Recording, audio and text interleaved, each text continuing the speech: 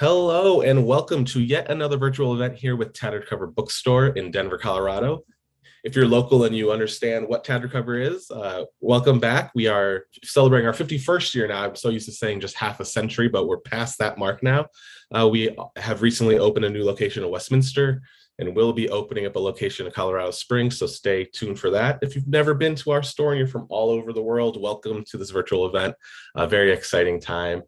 Today, we are celebrating Ron Franscell, whose new book, Shadow Man, An Elusive Psycho Killer and the Birth of FBI Profiling, is out now. You can get it at tatteredcover.com.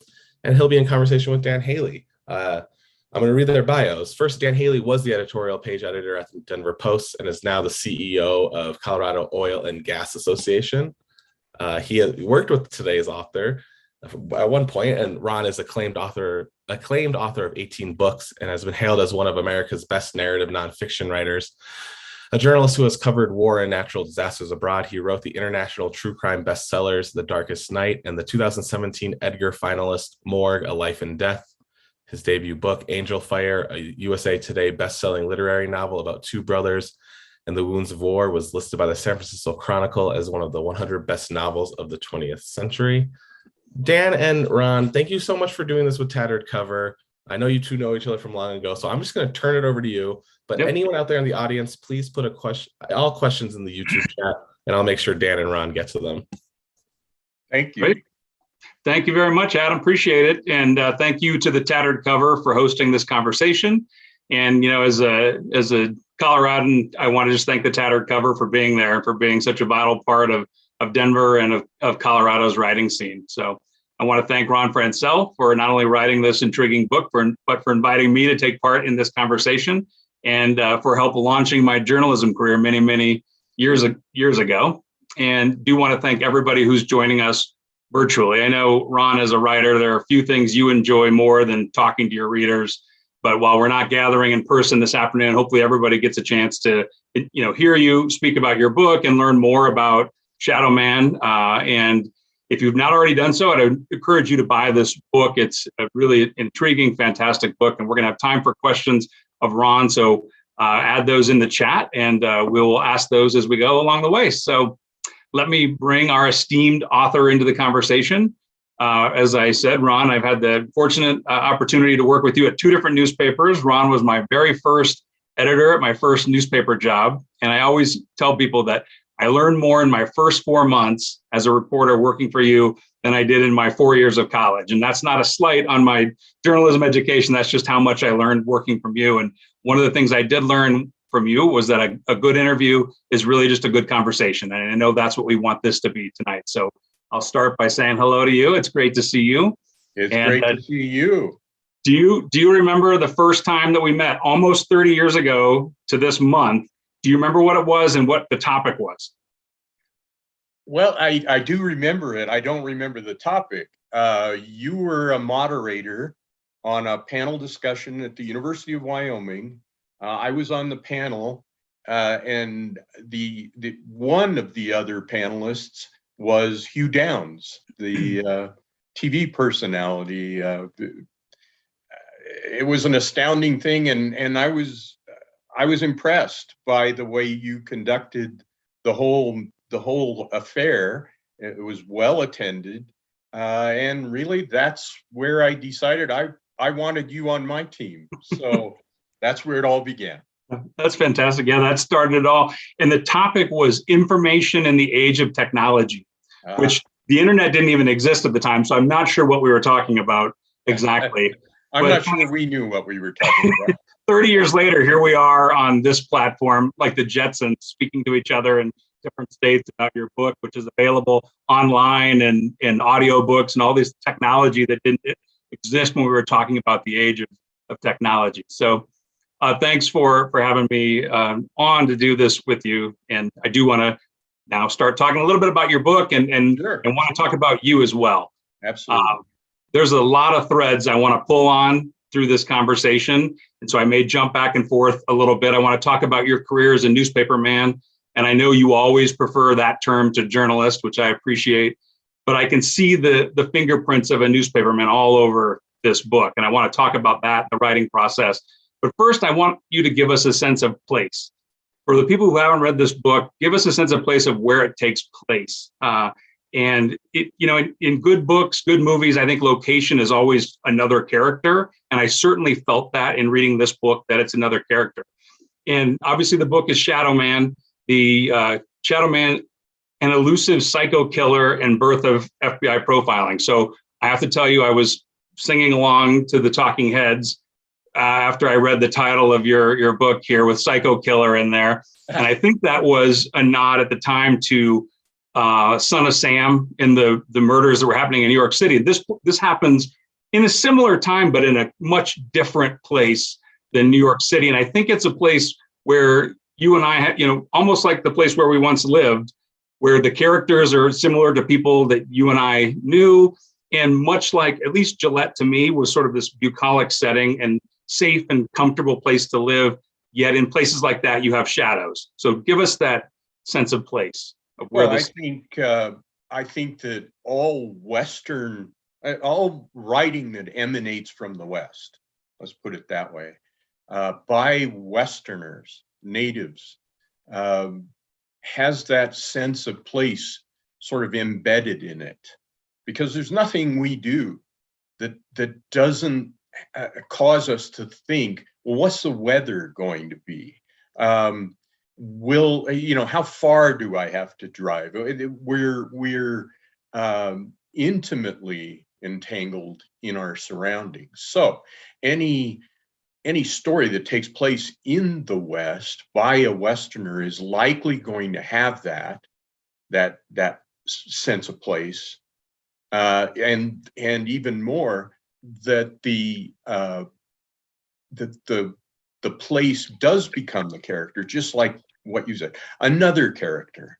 And in both Shadow Man and my most recent other book, Alice and Gerald, which takes place in Wyoming, we see the landscape as kind of we love the landscape in Colorado and Wyoming and Montana. The Tetons, Pikes Peak, the Rockies, all of that is beautiful, and we celebrate that. But in books like that, particularly in Shadow Man, the landscape can play a darker role. It can be a kind of co-conspirator. It not only affords the bad guy a way to and a place to hide his behavior, it can give him a place to hide his bodies. And we see that in Shadow Man, certainly. I'll correct a thing that was said earlier by way of reinforcing this point. My first novel, Angel Fire, was set in Wyoming because that's where I lived and that's the place I knew. It was later picked by the San Francisco Chronicle as one of the 100 best novels of the 20th century West. And a large part of that was that reflection of sense of place that's in that book. It also, I don't really ever want to be confused with the 100 greatest novels of the 20th century, because I'm not in that particular stratosphere. But I am proud about the West, and as true crime goes, I'm one of the few who concentrates on the interior of the West. And a lot of that is, again, because I'm from here, because that was my beat at the Denver Post. Yeah, that's interesting. So that you said that, because you are a son of the West, and as I think about your other books, the location does play a role in almost all of them. Yes.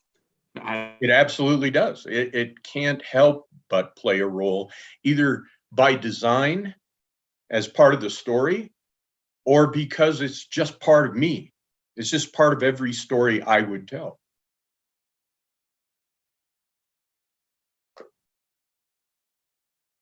I think we lost Dan briefly. He seems to be frozen, but I'll come in.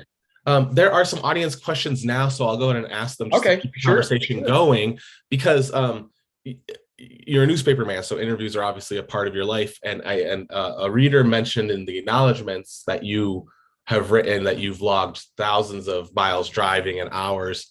What is the actual estimate? How much research went into this book?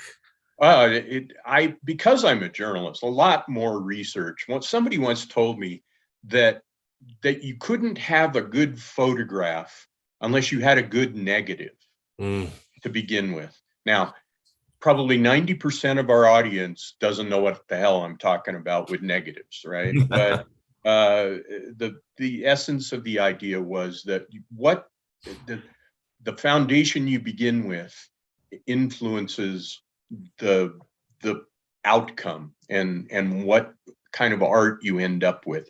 In this particular case, as a journalist, I see that research being the negative, right? The photographic negative. In this particular case, it was about 18 months of research.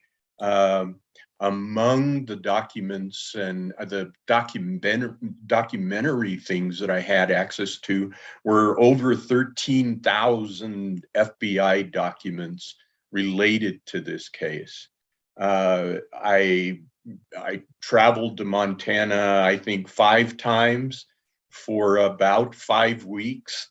I interviewed more than 150 people. I logged that because publishers always want to know. Yeah. They want to know who they're, if you really did. So, yeah. And so that over 18 months, that's where that all happens. And that gives me that foundation. And that obviously was after you had the genesis of the book. I'm sure Dan was going to get here. But why this story? Why write about FBI profiling, the psycho killer, Shadow Man? What? First of all, how did you find out about it? And then take us through when it was a decision to write this book. Well, as I said, my job at the Denver Post was covering the evolution of the American West. Mm-hmm. So I'm traveling all over the West and I'm hearing things constantly and I'm looking for things constantly. And I heard about it at that time, but it wasn't something that fit in what I was doing. I didn't intend to write about it for the newspaper, but I filed it away for something later that I wanted to think about. To me, the fact, ultimately, when I dug into it, I saw that it was much more than what I originally believed. But even more attractive to me was the fact nobody had ever written it. Not only about this set of horrible crimes, but about the origin story of criminal profiling. So that was the first appealing thing to me.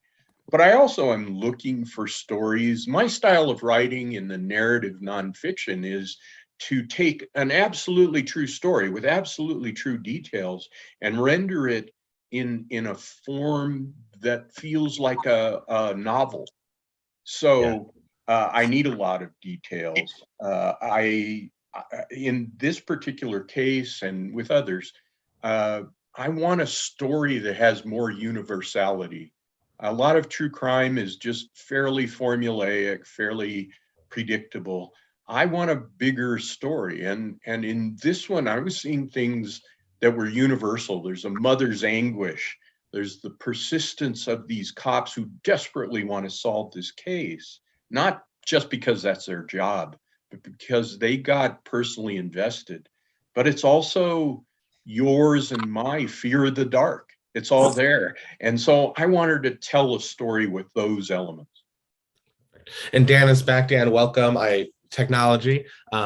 Just to catch you up, I did ask about his research methods, how long it took, and why this book, but I'll hop back off and let you get back to it.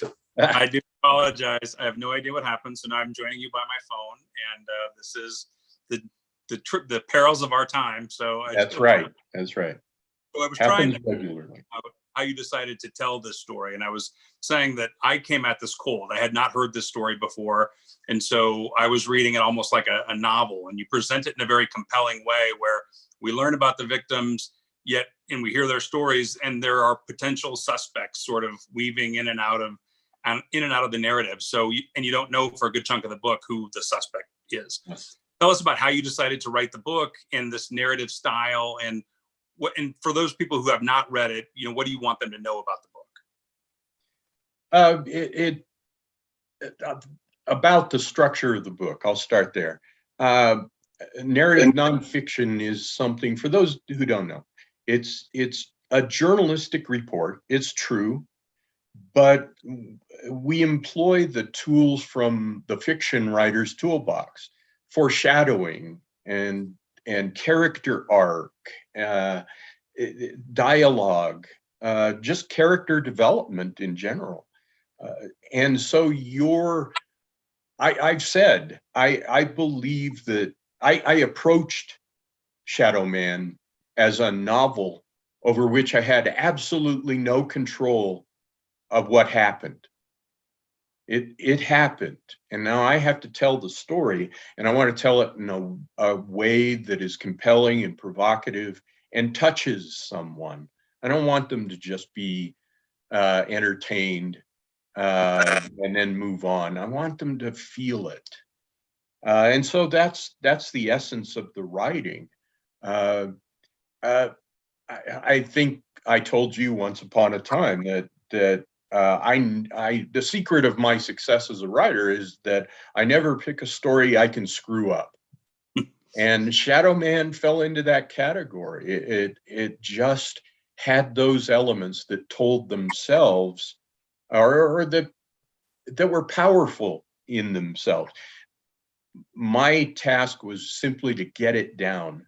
And what do I want people to take away from it? There are a lot of issues in there about how we approach crime and threat and things like that. I believe our interest, our fascination with true crime is primitive. I think it goes back to our roots of mankind, that we've always wanted to know what the threats are that are out there. We've always been maybe obsessed with the idea that something out there could kill us and we might die unnecessarily. So it was important for us to know. And oh, good, you're back again quickly. But I think that what's changed is the media, but I still want to appeal, and then that explains our fascination today with true crime. But the message that we're talking about is that idea that there is something out there, there's a threat. And if I can tell a story that helps us see threats or feel threats or take arms against threats, then I want to do that. But the story is full of people. It's full of those red herrings that you talked about, and tells people there are a lot of people out there on our behalf fighting monsters. Yeah. What about? Go ahead. I'm sorry. Go. I just lost my video of you, but go ahead and ask more. I apologize. I'm not doing. There you well are. Today there you are.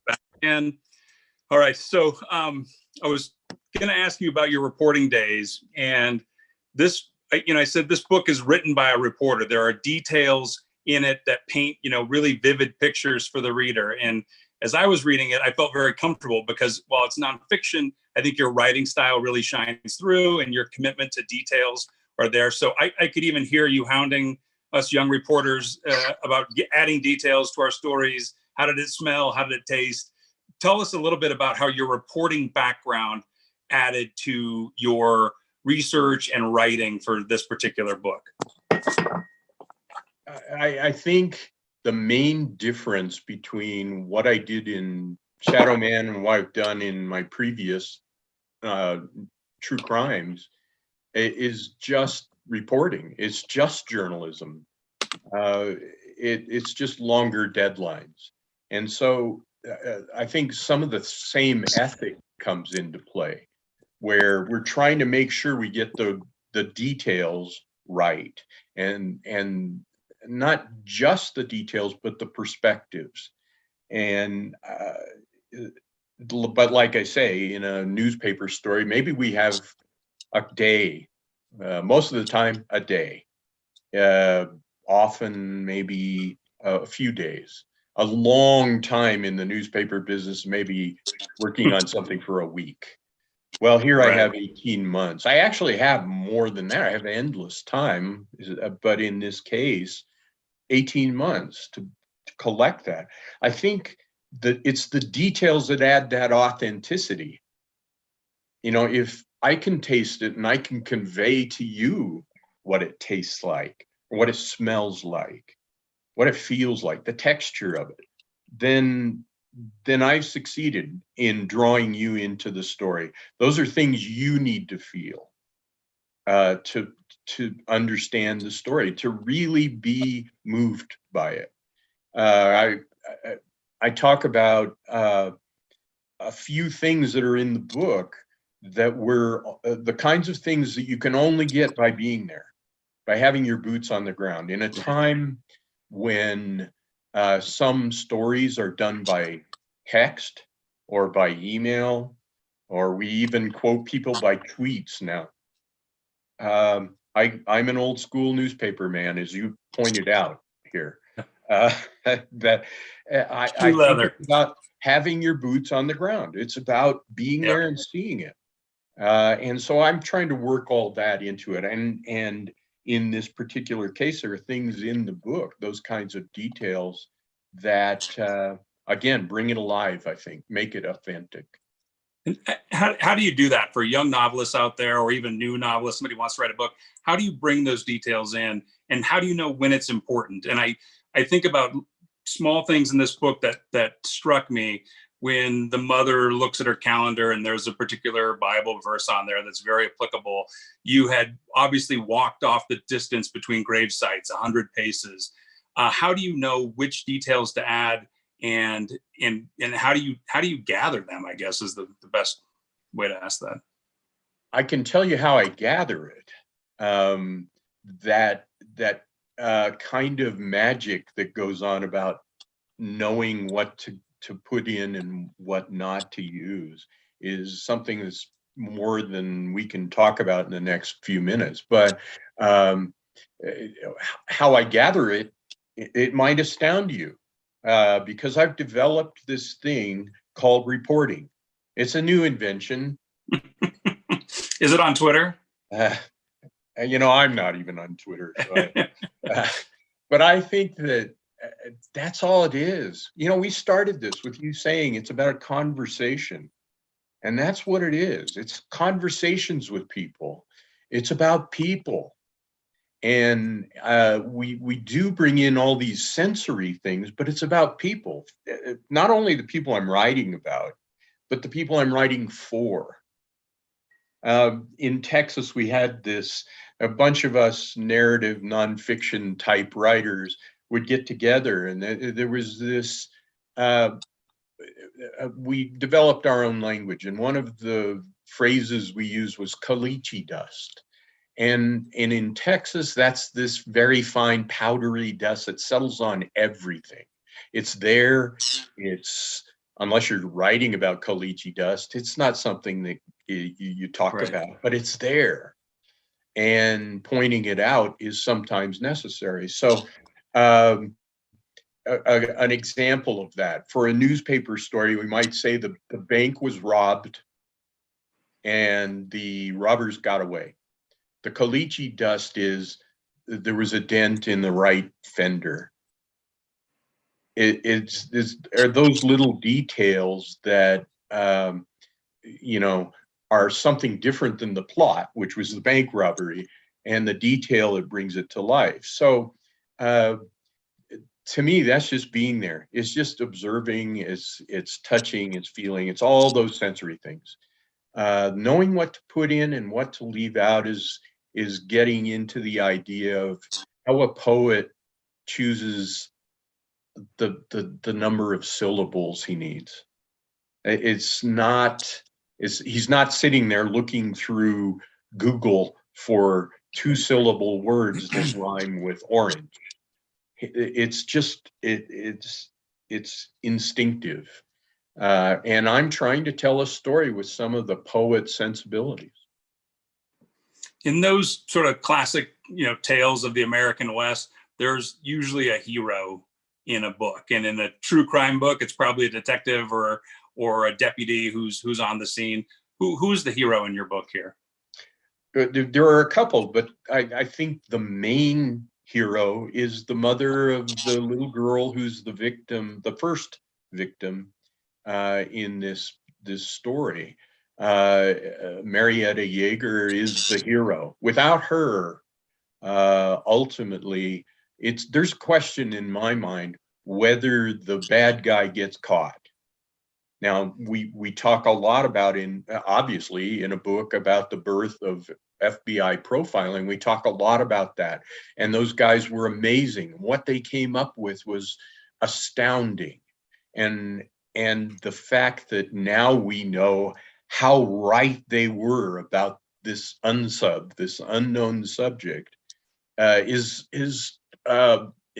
it's amazing. Without a roadmap, without any kind of idea about how this is done, right, they are nearly 100% correct. And that's half of what this book is about. And that's the brain part of it. The heart part of this book is this mother who's sick at heart, who's grieving, who can barely stand up.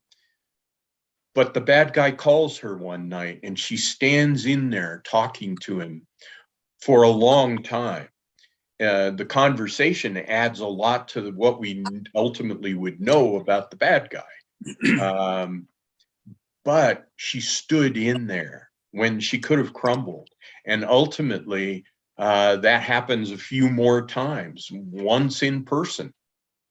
The fact that she had the courage to do that astounds me even more than how this fledgling science turned out to be pretty spot on. So we have the heart part of the story, we have the brain part of the story there, and they're obviously entangled. But when I look at Marietta Yeager and what she did, that to me, she's the hero.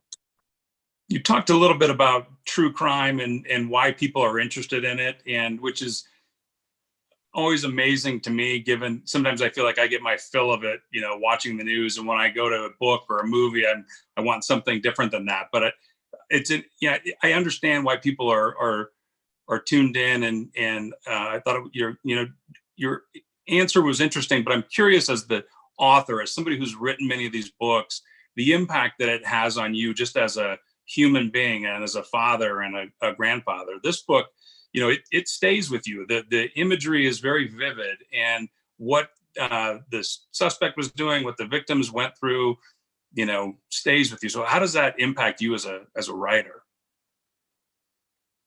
It was my reporting days helped me there. I hate to keep coming back and saying it was 30 years of being a newspaper man that makes me able to do this, but it had played a big role. And one of the roles that it played was the need for compartmentalizing.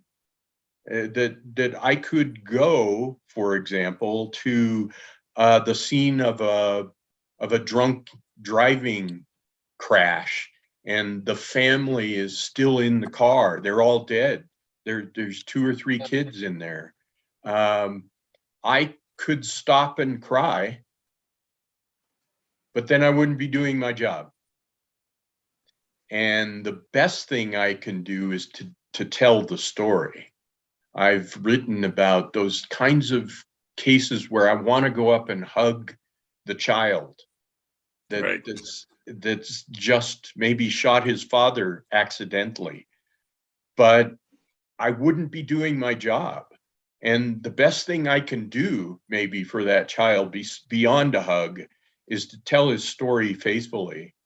And hope that there's some solace in that, but that's not what we do. We tell the stories.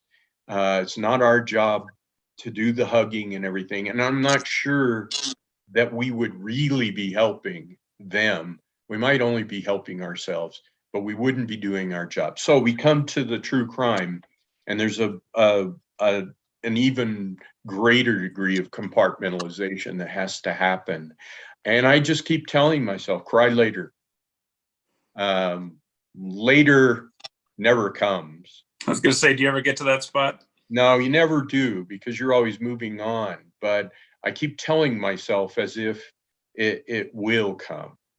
And in this book is a great example of that. There are some ghastly things that happen in this to innocent people. And it hurts to write it down in a way that's going to move you, because I have to relive that 10 times where you have to live it just that once. Yeah, cry later. Someday it'll happen. Adam, I'm not sure I'm going to have access to the chat now that I'm on my phone. So I was going to know if there's questions coming in.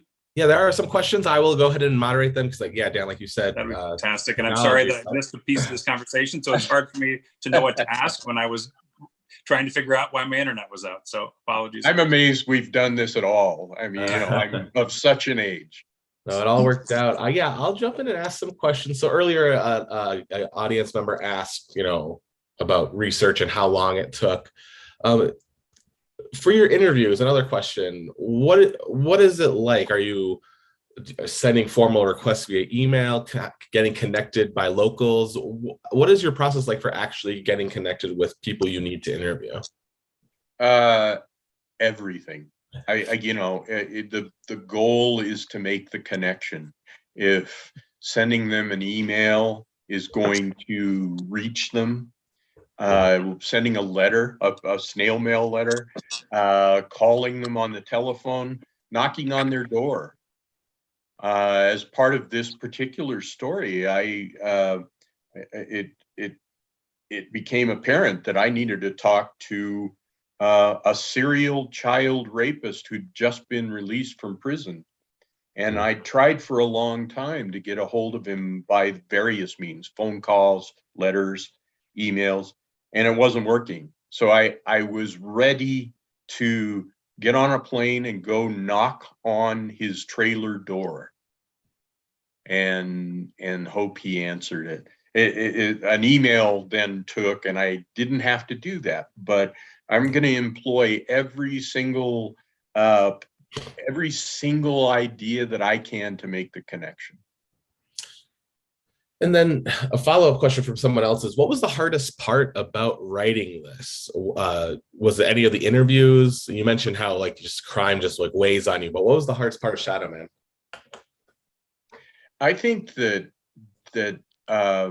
knowing the mother that I talked about, Marietta Yeager, is still out there. She's still alive, still vital. She will read this book.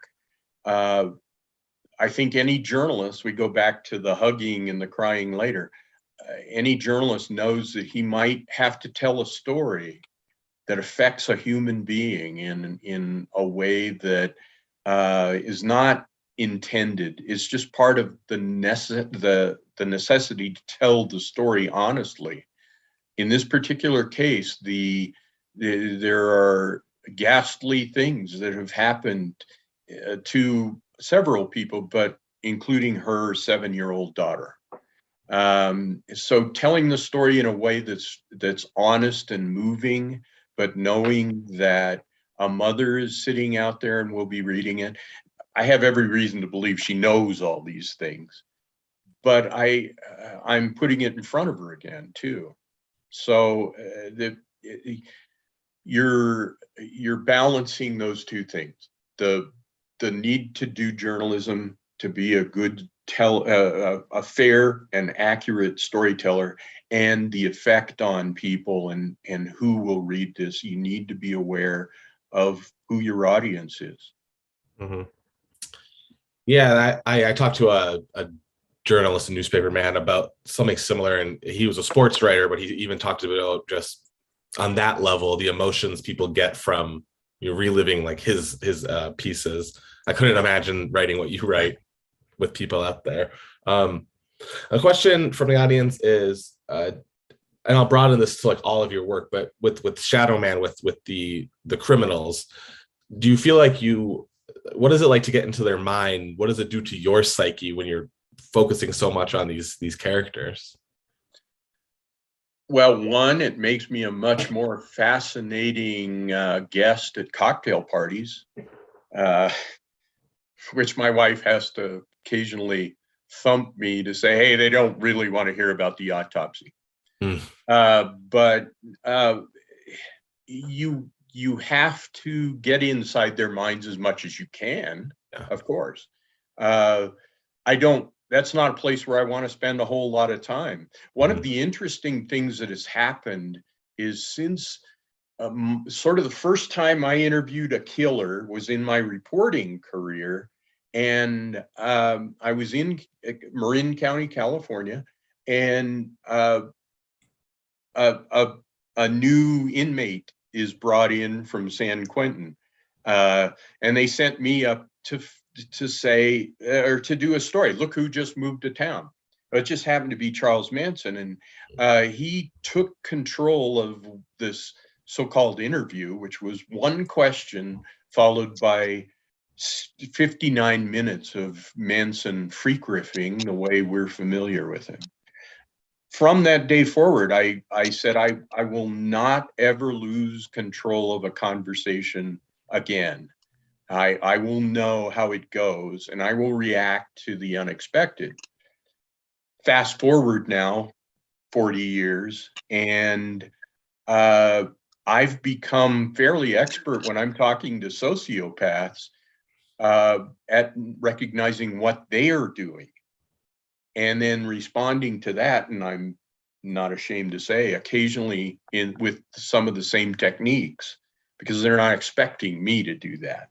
Mm-hmm. They do that, but they're not expecting me to do that. And it's partly self-defense, but it's also, again, how do I make the connection? Definitely. And then a question from D.A. Riley. Loves your writing style, loves your book, believes your books are conversations with the reader, but wants to know what moves you to write about a certain crime. There's so many out there, and you talked about a lot, like true crime is a fascination, but what gets you going? What fascinates you about a crime enough to write about it? What I had talked with Dan a little bit about was that idea that it's a bigger story. I mean, in a sense, that it's a literary story. I mean, I could look, Alice and Gerald, my last book, about a husband and a wife who together and separately kill 5 people. And he is manipulated by her to kill his ex-wife and two sons because she's jealous of them. Early on in that process, I saw Macbeth. I saw the manipulative, cold-blooded, narcissistic, sociopathic woman who wanted what she wanted, and a husband who was desperate, who was also ambitious, and would do anything she said. Mm. And he was manipulated into murder. I saw Macbeth. Is Macbeth a true crime? Well, maybe it was. Maybe it was, but it's also literature. It's a reflection of who we are.